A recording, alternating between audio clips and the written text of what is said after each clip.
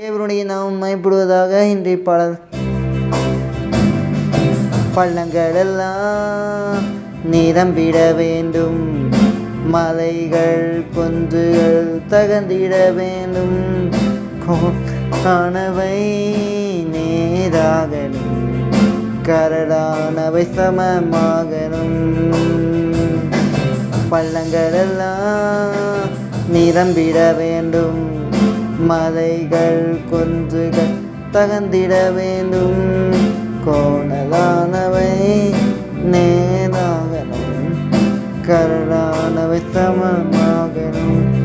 ராஜா வருகிறார் ஆயத்தமாவோ, ராஜா வருகிறார் ஆயத்தமாவோ, இயேசு வருகிறார் எதிர்கொண்டு செல்வோம், இயேசு வருகிறார் எதிர்கொண்டு செல்வோம்.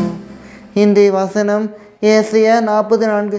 பள்ளமெல்லாம் உயர்த்தப்பட்டு மலைகளும் குன்றும் தாழ்த்தப்பட்டு கோணாமை செவ்வையாகி கரடுமும் சமமாக்கப்படும்.